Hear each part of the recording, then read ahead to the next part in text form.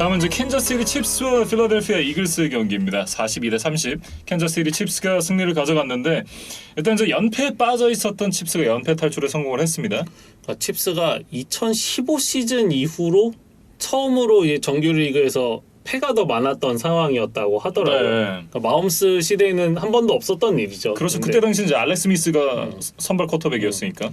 그러니까 이제 사실 굉장히 큰 위기였는데 그래도 이제 막강한 화력을 되찾으면서 일단 위기 탈출을 했다. 이렇게 예. 좀 말씀을 드려야 될 것 같고 이 마홈스는 뭐 인터셉션이 하나 있기는 있었지만 278야드에 터치다운 패스가 무려 5개였어요. 근데 이제 이 5개라는 숫자도 대단하지만 우리가 사실 이 마홈스가 처음 리그에 나타났을 때 놀랬던 거는 어떤 다양한 팔각도, 굉장히 아크로바틱한, 그리고 뭐 달리면서도 뭐 전혀 흔들림 없이 뭐 아주 강하고 빠른 패스들을 넣었던 거. 네. 이런 것들이 좀 우리가 마홈스에게 열광을 했던 것들이었잖아요. 그렇죠. 근데 모처럼 좀 그 모습으로 돌아온 경기였다. 그렇게 좀 말씀을 드리겠습니다. 네.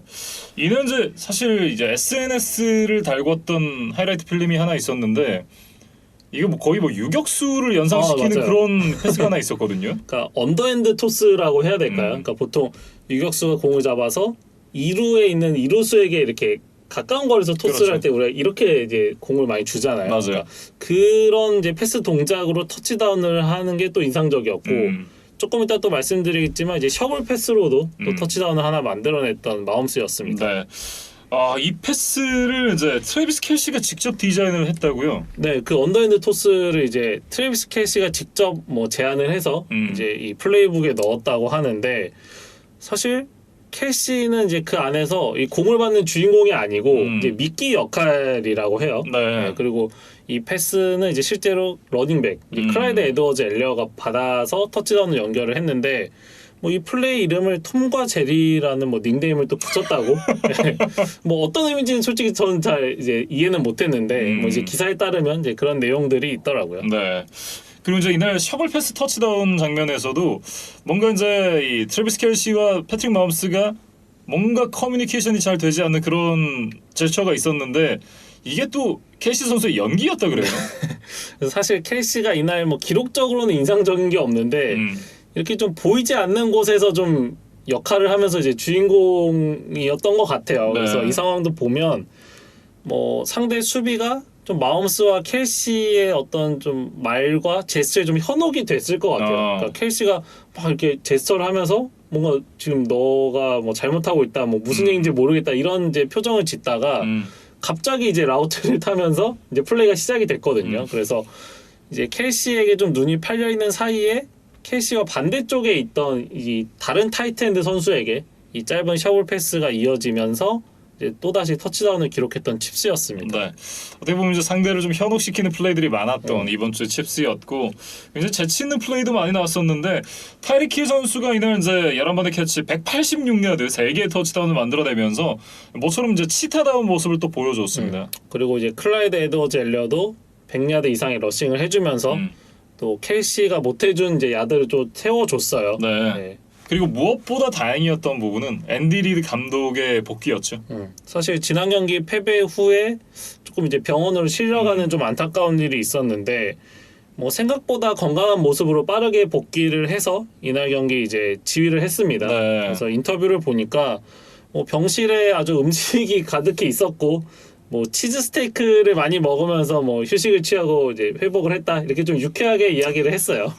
건강하게 생각하셔야 될 텐데 이제 치즈 스테이크 또 우려가 되네요.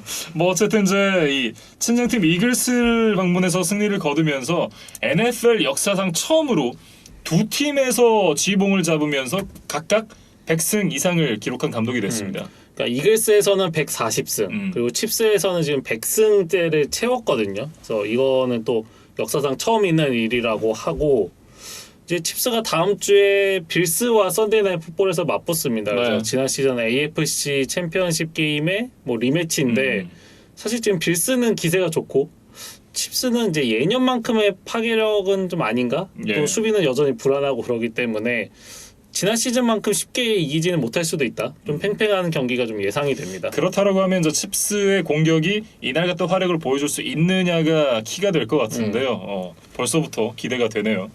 그리고 이제 이글스 얘기를 좀 이어가 보도록 하죠.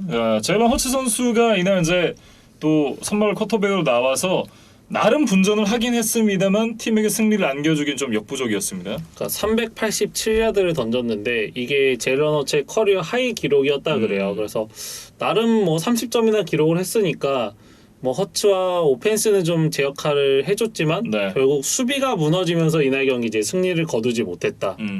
그리고 사실 이날 오펜시브 라인맨 중에 조던 마일라타와 레인 존슨이 각각 부상과 개인 사정으로 출전을 못했거든요. 예.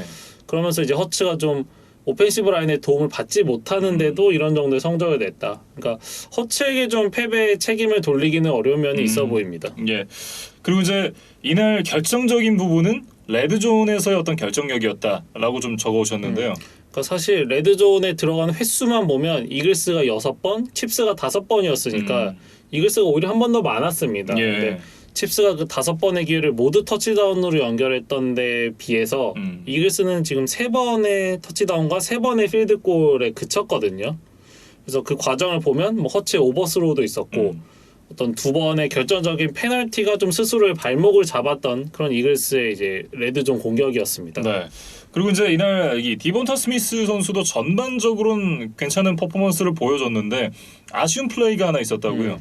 그러니까 기록으로만 보면 이제 커리어 하이 122 리시빙 야드를 기록하기는 했어요. 근데 그 34야드 터치다운이 될 수 있었던 이제 상황이 그 이제 리플레이를 보니까 라우트를 타는 과정에서 이제 사이드라인을 밟고 넘어간 거죠. 바깥으로 나갔다가 들어온 거죠. 네, 네. 그래서 이제 그런 문제가 뭐 적발이 되면서 이 터치다운이 무효가 됐던 것이 좀 이글스가 모멘텀을 바꾸는 데 좀 실패한 좀 그런 장면이었습니다. 네.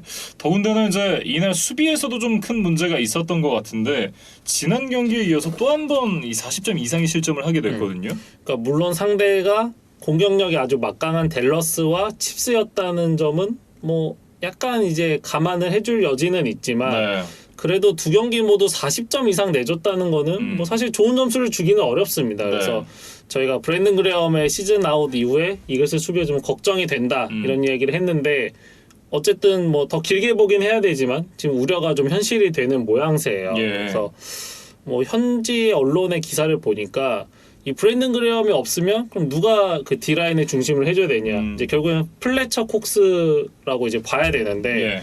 이 콕스의 지금 활약이 너무 안 좋아요. 그러니까 4경기 기록을 보면 태클이 5개고 색, 태클 포로스, 쿼터백 히트가 단 1개도 없습니다. 그러니까 이 플래처 콕스는 뭐 언제든 프로볼에 뽑힐 수 있는 뭐 레벨의 선수인데 좀 이런 기록을 낸다? 이제 분명히 좀 아쉽다는 생각이고 네. 뭐 이제 기사들을 살펴보니까 이번 시즌 이글스가 새로운 디펜시브 코디네이터를 영입을 했잖아요. 조나단 게넌이라는 분인데 이분이 지금 시행하고 있는 새로운 수비 스킴에서 이 콕스의 역할도 조금 달라졌다고 하더라고요. 그렇군요. 그래서 그 부분에 대한 적응이 좀 안 되고 있는 것이 아닌가. 뭐 그런 생각이 좀 듭니다. 네. 어쨌든 이제 캔자스시티 칩스가 지난 2연패에서 빠져나와서 반등을 만드는 성공을 했습니다. 칩스와 이글스의 경기 살펴봤고요. 다음은 이제 캐롤라이나 팬서스와 달러스 카우보이스의 경기 이어가 보도록 하겠습니다. 36대 28 달러스 카우보이스가 승리를 가져갔는데 확실히 지난 시즌 덱 프레스캇이 빠졌을 때 댈러스와 올 시즌 댈러스는 다른 팀인 것 같아요. 그러니까 저는 이날 경기 컨셉을 이제 창과 방패의 대결로 봤는데 이렇게 좀 점수가 많이 났다는 거는 결국 이제 창 쪽이 조금 더 유리하게 흘러갔다는 이야기잖아요. 예. 이제 그러다 보니까 댈러스가 이겼고 뭐 펜서스는 일단 맥카프리와 제이시온의 좀 부상 공백을 좀 뼈저리게 느낀 한 판이었습니다. 네. 어쨌든 경기 얘기를 조금 해볼까요?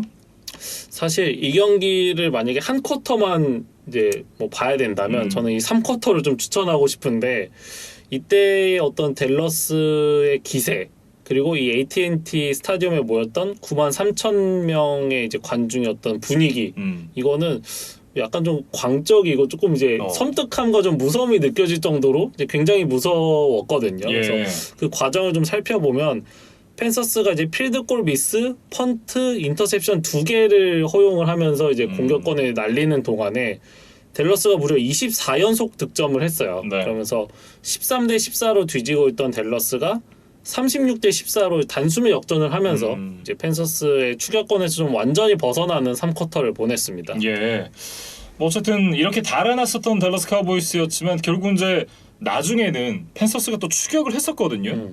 그래서 사실 뭐 마지막 위기가 한 번 있기는 했는데 요 장면에서 그 닥 프레스캇이 이지키엘 엘리엇에게 짧게 넘겨주고 엘리엇이 다시 한번 토니 폴라드에게 짧게 넘겨주면서 이 수비수의 어떤 방해를 이겨내고 결정적인 퍼스트다운을 따내면서 이제 댈러스가 승리를 굳히면서 이렇게 경기가 끝났습니다. 네. 가장 고무적이었던 부분은 엘리엇이 돌아왔다는 것이 아닐까 싶어요. 그러니까 몬스터 모드로 좀 돌아온 것 같아요. 그래서 20번의 캐리, 143 러싱 야드, 1개 터치다운입니다. 그래서 이번 시즌 첫 100 플러스 야드 게임을 기록을 해줬어요. 네. 그래서 뭐 엘리엇이 여러 가지 좀 저희가 비판을 했었죠. 뭐 강팀과의 경기에서 안 보인다, 또 빅플레이가 없다 이런 이제 좀 이야기들을 했었는데 이날 강한 펜서스의 수비를 상대로 아주 좋은 활약을 했고 또 그 3쿼터 중반에 47야드짜리 러싱이 아주 좀 뭐 속을 뻥 뚫리게 하는 아주 이제 시원한 하이라이트 필름이었어요. 예. 그리고 이제 뭐 리시빙 유닛도 굉장히 제 역할을 잘 해줬었는데요. 그러니까 특히 아마리 쿠퍼 이야기를 해야 될 것 같은데 사실 경기 중에 경미한 햄스트링 부상이 있으면서 이탈했다가 이제 다시 돌아왔거든요. 그러면 좀 제 모습을 보이기가 어려운데 그 CJ 핸더슨을 상대로 아주 멋진 35야드 리시빙 터치다운을 보여주면서 또 자신의 클래스를 입증을 했습니다. 네. 이제 수비 얘기로 좀 넘어가 볼까요? 그러니까 저희가 이번 시즌에는 뭐 댄퀸 코디네이터 칭찬도 많이 했고 댈러스 수비가 정말 좋아졌다 이런 이야기들을 많이 했는데 펜서스가 이제 메카프리가 빠졌으니까 예. 패싱 공격의 비중을 높일 것은 사실 분명히 예상이 됐던 상황이었잖아요. 그렇죠. 근데 그거에 대해서 좀 준비를 잘 했던 것 같아요. 그래서 뭐 굉장히 적극적으로 압박을 해서 5번의 색, 11번의 쿼터백 히트를 만들어냈고 이 코너백 트레본 딕스가 지금 앞선 3경기 모두 인터셉션이 있었는데 네. 이날은 무려 2개 인터셉션을 추가를 했거든요. 그래서 뭐 아직 시즌 초반이긴 하지만 뭐 디펜시브 플레이어 오브 더 이어의 뭐 나름 후보가 될 수도 있겠다. 뭐 그런 생각이 들게 하는 이 시즌 초반의 활약입니다. 네. 그리고 이제 이날 경기를 끝으로 제일런 스미스 선수가 방출이 됐습니다. 그러니까 사실 굉장히 좀 예상 외였어요. 뭐 제일런 스미스라고 하면 뭐 굉장히 댈러스의 라인베커진에서 중요한 선수였는데 사실 이번 시즌에는 주장 경기에서 조금 밀리면서 어떤 활용도나 뭐 스냅의 참가하는 비율 같은 게 분명히 좀 떨어져 있었거든요. 예. 그러다 보니까 댈러스가 뭐 재정적인 문제도 있고 해서 아마 방출을 한 것으로 보이고 그 현재 기사를 보니까 그린베이 패커스가 이 제일런 스미스를 데려갔다고 그렇습니다. 하더라고요. 사실 이제 제일런 스미스가 올 시즌 이제 기대 이하의 어떤 퍼포먼스를 보여주면서 방출이 되고 말았는데 사실 방출이 되기 전까지 제일런 스미스 선수에게 가해졌던 어떤 그 비판의 소리들 그리고 비난의 소리들 굉장히 많았었거든요. 사실 이 부분에 대해서 이제 라이튼 밴더 애쉬 선수가 방출이 되고 난 이후에 뭐 그런 얘기를 했습니다. 이제 이게 SNS에 올라왔던데, 뭐 누구는 방출을 당해뒀다, 뭐 혹은 이제 쟤는 뭐 제가 선발로 나온다고 뭐 이런 식의 이제 팬들이 비판을 많이 하잖아요.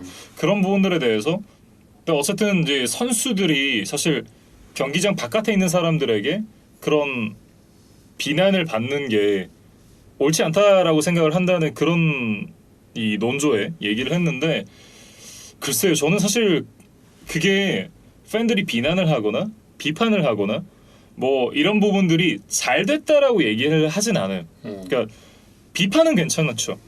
비판을 할 수 있어요. 하지만 좀 선이 넘는 비난들도 많은 게 사실이잖아요. 근데 이게 잘 됐다라고 말씀을 드리는 게 아니라 잘못됐지만 현실적으로 이런 부분들은 있을 수밖에 없는 부분들이에요. 왜냐하면 그러니까 이 사람들은 그 선수들이 뛰는 걸 보기 위해서 돈을 쓰는 사람들이잖아요. 근데 그러면 돈을 쓰고 마음에 들지 않는 어떤 플레이를 봤을 때는 혹은 어떤 그런 퍼포먼스를 봤을 때는 충분히 비판을 할 수 있죠. 그리고 어떤 그 너무 선이 넘는 비난은 문제가 되겠습니다만 그거에 대해서 이런 식으로 그 경기장 바깥에 있는 사람들이 우리도 사람이고 뭐 우리도 가족들이 있고 그런 식으로 우리에 대해서 평가를 하지 않았으면 좋겠다라고 얘기를 하는 건 글쎄요. 저는 이건 프로 의식이 좀 많이 떨어지는 부분이 아닌가라는 생각이 좀 들긴 합니다. 그러니까 뭐 생각하기에 따라서는 네. 좀 팬들을 배제하고 싶다 뭐 이렇게까지 좀 들릴 수 있는 좀 글이거든요. 네. 그러면 이제 그 공원 가가지고 22명 모아가지고 수비팀 공격팀 나눠가지고 풋볼 하면 돼요. 근데 그런 게 아니잖아요. 그러니까 물론 이제 선수들이 기분이 나쁘겠죠, 당연히. 근데 그 대가로 정말 상상도 못할 만큼 어마어마한 돈을 벌고 있는 거잖아요. 팬들이 있는 덕분에. 그렇다라고 한다면 어느 정도는 그 부분에 대해서 감수를 해야 되지 않나. 물론 이제 레이튼 밴더 애쉬 선수의 주장이 잘못됐다거나 혹은 뭐라고 해야 될까요? 그러니까 그런 어떤 상처받은 마음을 이해하지 못하는 바는 아닙니다만 프로 선수라면 어떻게든 감내를 좀 해야 되는 부분이 있다라고 생각을 하고 이 부분에 대해서 이제 마이카 파슨스 선수도 이제 최근 퍼포먼스로는 굉장히 좋은 모습을 보여주고 있는데 SNS에 또 동조를 하는 글을 올렸더라고요. 그러니까 이런 부분들은 팬들과 거리를 멀어지게 하는 행동들이잖아요. 그러니까 팬들이 어떤 행동은 팬들에게 잘잘못 여부가 있는 거고 적어도 선수들은 이런 모습을 보이면 안 된다라는 생각이 좀 들었습니다. 그러니까 아마 이 제일런 스미스가 팀을 떠난 거에 대한 좀 아쉬움이 있어서 이 그렇겠죠. 선수들이 이제 이런 글을 올린 것 같은데 아마 그냥 제일런 스미스와의 뭐 추억이나 네. 뭐 그의 뭐 미래를 좀 응원한다 이런 정도의 내용으로만 좀 메시지를 적었다면 아마 더 좋지 않았을까 저도 그런 생각이 좀 듭니다. 네, 저도 그게 훨씬 더 좋았을 것 같다라는 생각이 드네요. 뭐 어쨌든 이제 댈러스 카우보이스에 대한 얘기를 해봤고 그리고 이제 팬서스 얘기로 좀 넘어가 보죠. 팬서스는 이제 앞선 3경기에서는 굉장히 좋은 수비를 보여줬었는데 이날은 또 많은 실점을 허용하면서 경기를 내줬거든요. 특히 팬서스가 첫 3경기에서 좋았던 것이 러싱 디펜스였는데 3경기 도합 135야드밖에 내주질 않았어요. 예. 그러니까 경기당 평균 50야드도 허용을 안 했다는 이야기죠. 근데 이날만 지금 245야드를 허용을 했기 때문에 뭐 경기를 이기기는 좀 어려웠다 이런 생각이 들고 뭐 이제 구체적인 뭐 인물들에 대해서 이야기를 해보면 제이시 오온이 좀 장기 부상을 당했고 그렇죠. 스트롱 세이프티인 저스톤 버리스라는 선수도 IR 리스트에 올라갔거든요. 그러다 보니까 세컨더리에 좀 공백이 생겼고 저희가 지난주 리뷰 때 좀 빼먹었던 이야기인데 잭슨빌의 코너백 CJ 핸더슨을 트레이드로 영입을 했어요. 예.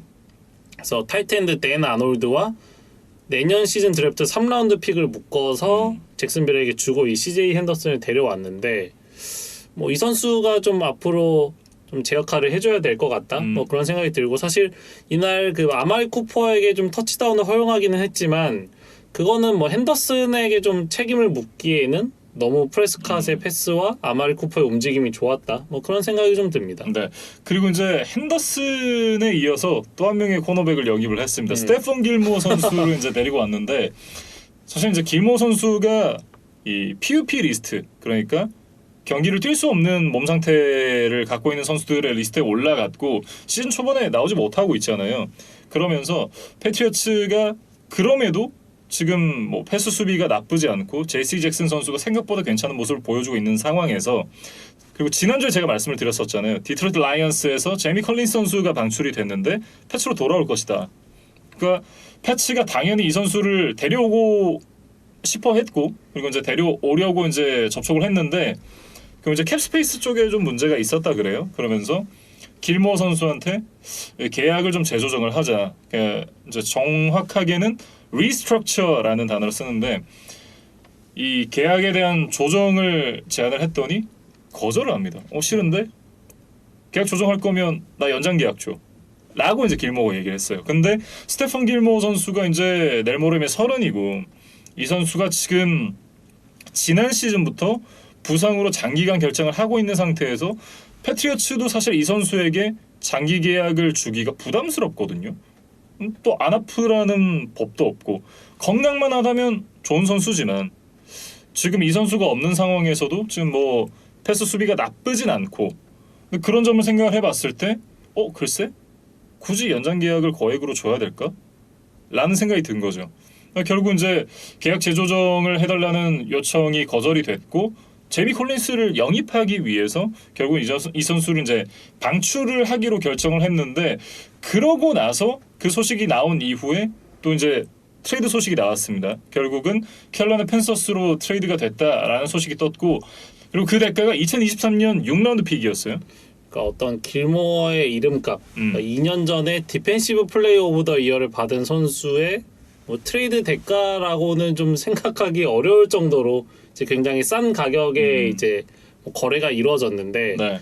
뭐 이렇게 봐야겠죠. 그러니까 나머지 31개 팀이 어떤 길모어의 몸 상태 그리고 지금 계약 관계, 어떤 길모어의 어떤 장기 계약에 대한 태도 이런 것들을 이제 종합적으로 고려를 했을 때 좀 영입이 꺼려진다. 네. 그래서 그나마 이 제이시 온이 뭐 장기 부상으로 빠지면서 코너백에 대한 긴급 수혈을 해야 되는 니즈가 있었던 팬서스가 뭐 이제 결국 반년 렌탈을 뭐 이 정도 가격으로 이제 하겠다고 좀 결심을 한 거 정도가 이렇게 좀 계약으로 이어진 것이 아닌가 네. 그런 생각이 듭니다. 결국은 이제 그런 거죠. 이 미식 축구가 아니라 그냥 축구에서도 왜 유럽 축구는 이제 보스먼 룰이라고 해가지고 계약이 6개월 이내로 떨어지고 나면 이 타 팀과 접촉을 해서 이적료 없이 그 시즌이 끝났을 때 자유계약으로 이적이 가능하잖아요. 그러니까 그런 부분을 보시면 이적료는 굉장히 싸지만 이 선수가 받을 수 있는 연봉이라든가 이런 게 굉장히 높아지거든요. 아마 좀 비슷한 상황이라고 보면 되지 않을까요? 이 선수가 지금 건강하지 않으니까 뭐 큰 금액을 당장 따내긴 어렵겠습니다만 이 선수가 반년 렌탈 선수고 지금 뛰지 못하는 상황이잖아요. 건강하지 않은 상황이니까 높은 가치의 어떤 픽을 받고 트레이드를 하기는 쉽지 않았을 것이다. 네, 그렇기 때문에 어떻게 보면 이 선수가 건강했을 때 퍼포먼스를 생각하고 이 대가가 너무 낮은 것이 아니냐라고 생각을 하실 수도 있는데 이게 어떤 시장의 현 시점의 어떤 니즈와 그리고 스테판 길모어의 몸 상태 그리고 남아있는 계약 기간 이런 걸 종합적으로 고려했을 때는 합리적인 어떤 트레이드 반대급부였다라고 봐야 될 것 같아요. 그러니까 펜서스와 길모어가 이제 어떻게 뭐 계약 합의를 하게 될지는 모르겠는데 길모어 입장에서는 좀 하루빨리 몸을 만들어서 이제 자신의 건재함을 좀 보여줘야 될 것 같습니다. 네. 그리고 이제 어쨌든 뭐 수비 얘기를 했으니까 공격 얘기 좀 넘어가 볼까요?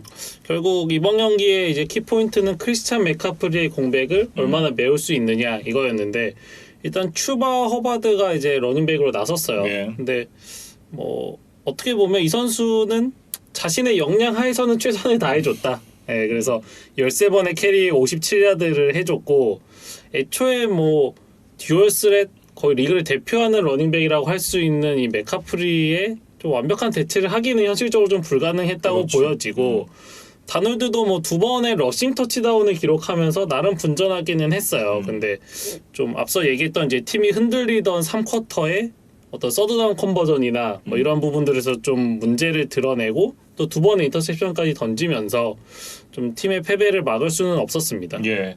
뭐 어쨌든 이날 펜서스는 기대치만큼의 경기력은 보여줬다라고 봐야 될 것 같은데요. 그러니까 적어도 오펜스에서는 이제 기대치만큼은 해줬고 결국에는 이제 맥카프리가 건강하게 돌아올 때까지 그냥 버티는 수밖에 없을 것 같습니다. 네, 그래서 뭐 공격은 어느 정도의 모습으로 쭉 가고 이제 수비가 조금 더 이제 개선이 돼야겠죠. 네. 그래서 그렇게 이제 시간을 보내면서 이제 맥카프리를 기다려야 될 것 같습니다. 결국 이제 이 존버를 해야 되는 펜서스인데 맥카프리가 언제쯤 돌아올지가 중요하겠네요. 네. 네, 이렇게 이제 펜서스와 이 댈러스 카우보이스의 경기에 대해서 얘기를 해봤습니다. 다음은 뉴욕 자이언츠와 뉴올리언스 세인츠의 경기인데요. 이 경기도 연장 승부 끝에 뉴욕 자이언츠가 승리를 가져갔습니다. 무슨 일인가요? 뉴저지 형제가 승리를 거뒀습니다. 공교롭게도 두 팀 다 연장에서 승리를 가져갔다는 것이 또 놀라웠어요.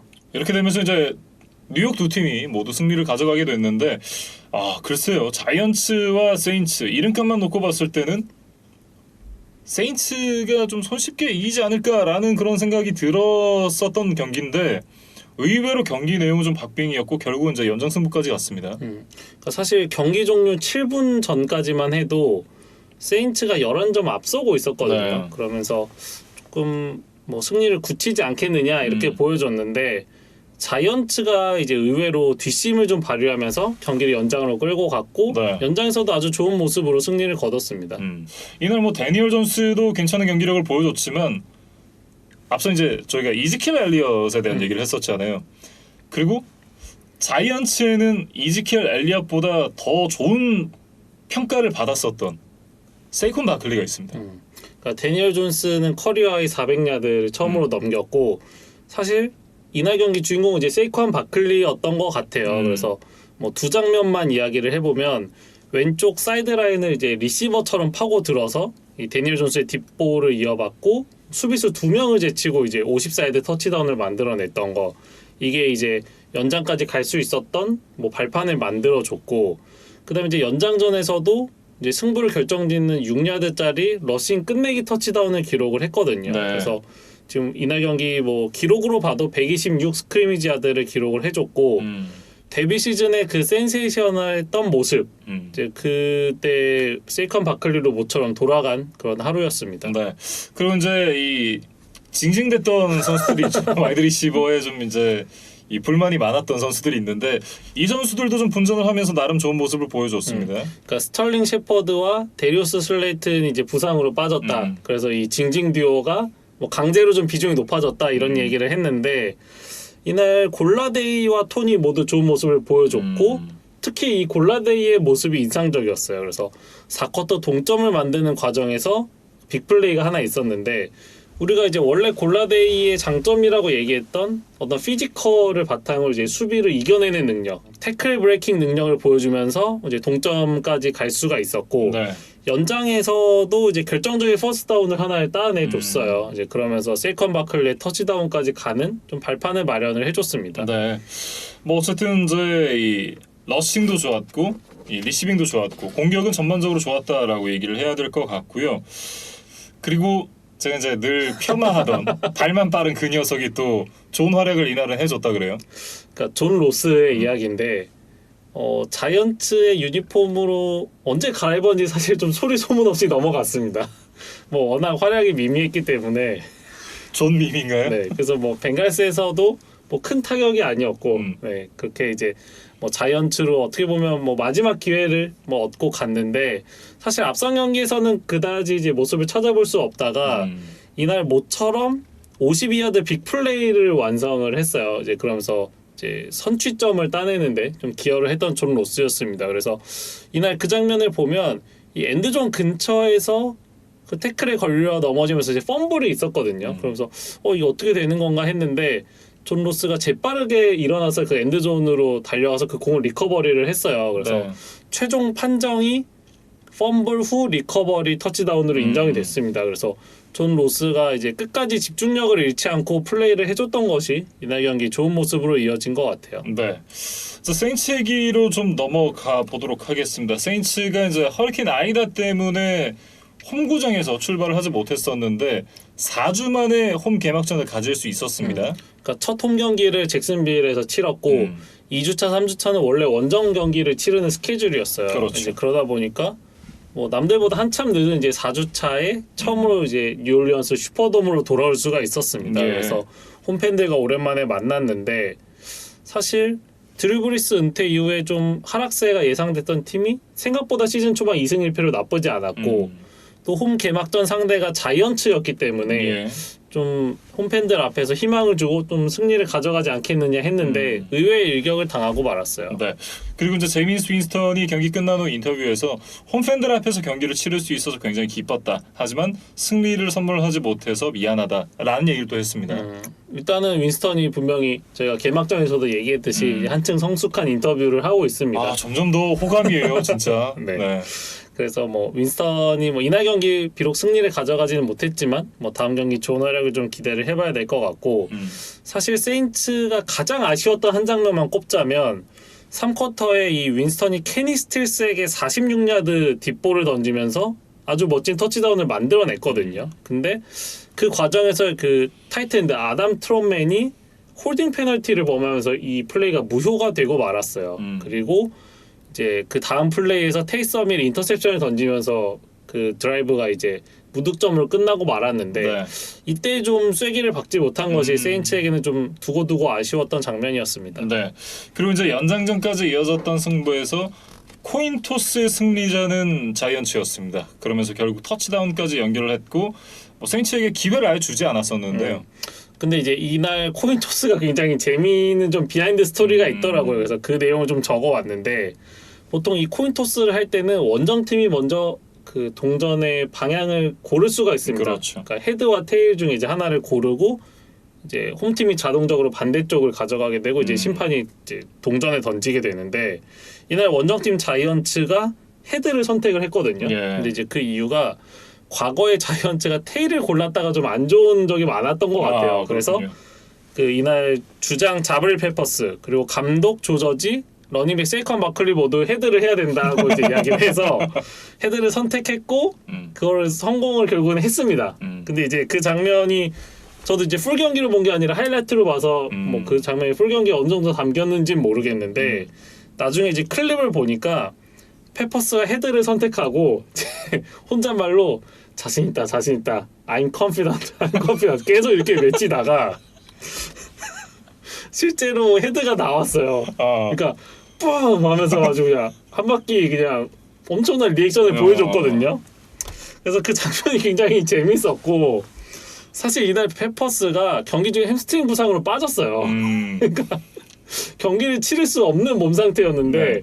그런 선수였다고는 믿을 수 없을 정도로 아주 굉장히 멀쩡한 몸으로 나와서 아주 재밌는 리액션을 보여줬거든요. 뭐 경기에는 빠졌지만 코인 토스로 일낸다. 뭐 이렇게 좀 얘기를 해야겠네요. 그러니까 뭐 어떻게든 팀 승리에 기여를 하면 되는 겁니다. 그래서 자블 페퍼스가 뭐 이날은 좀 코인 토스에서 팀 승리에 기여를 했고 뭐 조금 이제 진지하게 얘기하면 이 선수가 뭐 세컨더리에서도 중요한 선수고 또 리터너로서 역할까지 수행을 하는 뭐 그런 자원이기 때문에 네. 빠르게 좀 돌아와야 될 것 같아요. 네, 이렇게 이제 뉴욕 자이언츠와 뉴올리언스 세인츠의 경기에 대해서 얘기를 해봤습니다. 다음은 클리블랜드 브라운스와 미네소타 바이킹스의 경기입니다. 14대7 클리블랜드 브라운스가 승리를 가져갔는데 와 3주차까지 그래도 경기력 면에서는 3승에 가까운 1승 2패다라는 평가를 받았었던 미네소타가 이날 경기력은 처참했습니다. 이날은 뭐 커크 커즌스도 시즌 첫 턴오버를 기록하기도 했고 뭐 델빈 쿡도 이제 돌아오기는 했지만 제 컨디션이 아니었던 것 같거든요. 예. 그러니까 뭐 그런 점들이 좀 복합적으로 작용하면서 오프닝 드라이브 때 터치다운을 만들어낸 이후에 단 한 점도 만들어내지를 못하면서 결국 네. 패하고 말았습니다. 일단 뭐 베이커 메이필드와 커크 커즌스가 이날 둘 다 고전을 면치 못했던 경기였는데요. 두 선수가 모두 패스 성공률이 50%를 못 넘었어요. 그러니까 커즌스는 쿼터백 히트를 10번이나 당했고 네. 메이필드도 뭐 쿼터백 히트로 기록되지는 않았지만 경기 내내 좀 프레셔에 시달렸어요. 그러면서 뭐 패싱 공격이 양 팀 다 원활하지 않았다. 그러면 이제 결국 러싱 공격에서 누가 더 힘이 있느냐였는데 닉첩과 카리먼트는 건강했고 델빈 쿡은 좀 제 컨디션이 아니었던 것 같아요. 그래서 결국에는 델빈 쿡이 뭐 30몇 야드 정도만 아마 기록했던 것으로 기억이 되고 닉첩과 카리먼트를 포함해서 브라운스는 184 러싱 야드를 기록을 했거든요. 네. 이제 그러다 보니까 뭐 브라운스가 결국에는 힘싸움에서 이길 수 있었던 것 같습니다. 네.